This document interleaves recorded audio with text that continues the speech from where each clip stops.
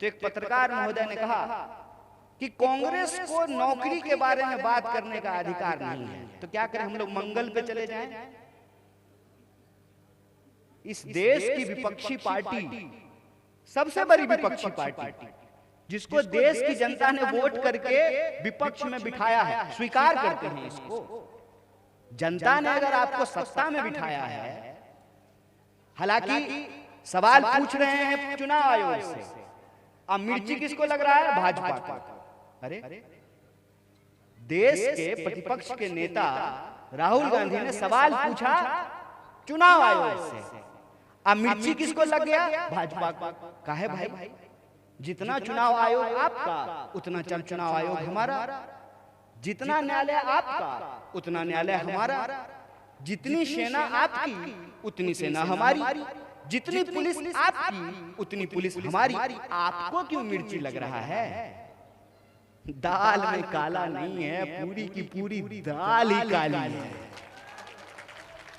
फिर भी स्वीकार करते हैं कि आप प्रधानमंत्री हैं, 140 करोड़ लोगों के प्रधानमंत्री हैं, हमारे भी प्रधानमंत्री हैं आप।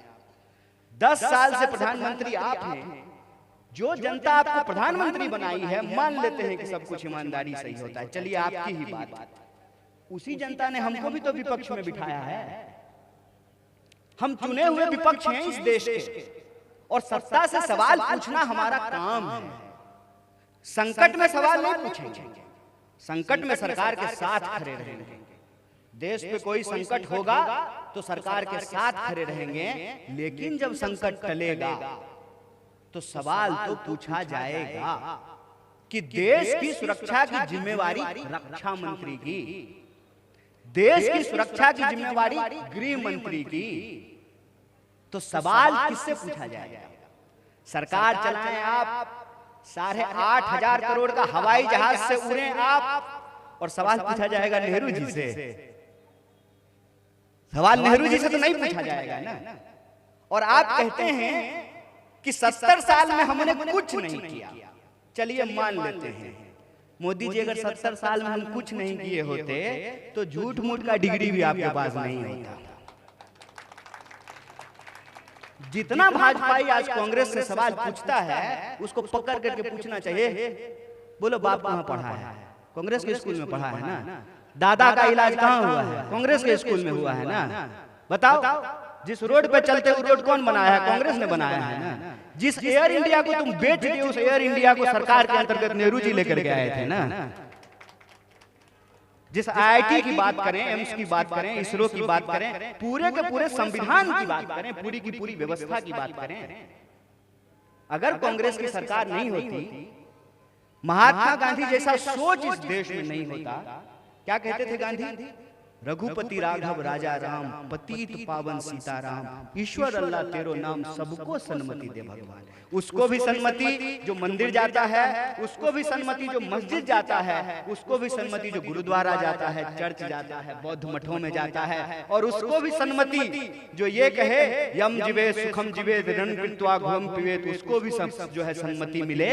ये सोच का नतीजा है कि नेहरू प्रधानमंत्री बने जरूर, संविधान सभा का अध्यक्ष डॉक्टर बाबा साहब भीमराव अंबेडकर को बनाया गया।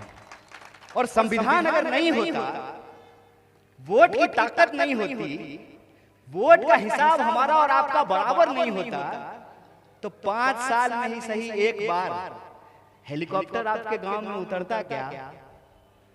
नेता आपकी गलियों में आकर के हाथ जोड़ता क्या? आपकी जो है गांव में आकर के धूल फांकता क्या? 5 साल में ही सही एक बार उस जनता के सामने हाथ जोड़ना पड़ता है, जिसके पास वोट का ताकत है, और वोट का राज है। वोट से सरकार बनती है, वोट से सरकार बिगड़ती है। लेकिन देखिए कितने पतित हो गई है इस देश में जनप्रतिनिधियों का व्यवहार, कितना पतित हो गया है कि जिस जनता से हाथ जोड़ करके वोट लेते हैं, हाथ जोड़ करके चुनाव का वक्त जिनसे वोट लेते हैं, जीत जाने के बाद उनको उसी तरह से दुत्कारते हैं। हमको मालूम है कि 4 बजे के बाद जो है बहुत सारे जनप्रतिनिधि नहीं मिलते हैं। बिहार में शराबबंदी है, उनके लिए कोई बंदी नहीं है, कोई बंदी नहीं है। एकदम होम डिलीवरी है उनके लिए। और 4 बजे के बाद सूरज अस्त, जनप्रतिनिधि मस्त। और हालत यह है कि फोन नहीं उठाते हैं। फोन उठाने पे जवाब देते हैं कि हमको वोट दिए थे, मोदी को वोट दिए थे ना, नीतीश कुमार को वोट दिए थे ना, जाओ उन्हीं से काम करवा दो। और बेलगाम नौकरशाही की हालत यह है, एक चीज बता दीजिए जो बिना कमीशन का हो रहा हो। अगर बिना कमीशन का हो जाएगा, माइक बंद करेंगे, चुपचाप जो है अपनी गाड़ी में बैठ करके वापस सिमरिया घाट चले जाएंगे। एक चीज बता दीजिए। कहते हैं प्रधानमंत्री बड़ा बड़ा पोस्टर लगा करके कि 5 किलो अनाज मिलता है। जिसको 5 किलो अनाज मिलता है अपना नाम बदल लेंगे। खूब मिलेगा तो 4.5 किलो, तो 4.25 किलो अनाज मिलता है, 5 किलो किसी को अनाज नहीं मिलता है। जब देश में ही लीडर नहीं होगा, डीलर होगा, चंदा लो, धंधा दो, वोट जनता का लेना है, नोट जो है दोस्त की तिजोरी में पहुंचाना है, वोट हमारा और राज अदानी का, यही देश में चल रहा है। नतीजा क्या है? जब लीडर देश का प्रधानमंत्री होता है तो जनता के बारे में सोचता है, और जब डीलर देश की सत्ता पे बैठता है, गद्दी पर बैठता है, तो अपने बारे में सोचता है। नतीजा क्या है? कोई जनप्रतिनिधि का कुछ नहीं चल रहा है। जिस जनप्रतिनिधि का सेटिंग है नौकरशाही के दफ्तर में, उसका काम होगा, और हर चीज पे कमीशन बना हुआ है। कौन सी आवास योजना जो है बिना कमीशन का चल रहा है? कौन सी योजना चल रही है मुझे बता दीजिए। ये हकीकत है, और ये हकीकत हमारे सामने में, हमारे आंखों के सामने में ये हो रहा है। अगर यही होता रहा, यही चलता रहा, आप अपने मन से सवाल कीजिए कि वोट का अधिकार बचेगा? चुनाव लड़ने की हिम्मत तो जनता पहले ही छोड़ चुकी है। आज की तारीख में चुनाव वही लड़ेगा जिसके पास होगा बीजेपी। बीजेपी मतलब जिसका बाप हो, जिसका जात हो, और जिसके पास पैसा हो, चुनाव तो वही लड़ सकता है। तो चुनाव लड़ने का अधिकार तो ऑलरेडी जा चुका है आपका। चुनने का अधिकार भी आपके पास बचेगा कि नहीं बचेगा, इसका फैसला आपको करना है। और आप चाहते हैं कि चुनने का अधिकार आपके हाथ में रहे, तो यह जरूरी है कि आप सामाजिक न्याय को समझें।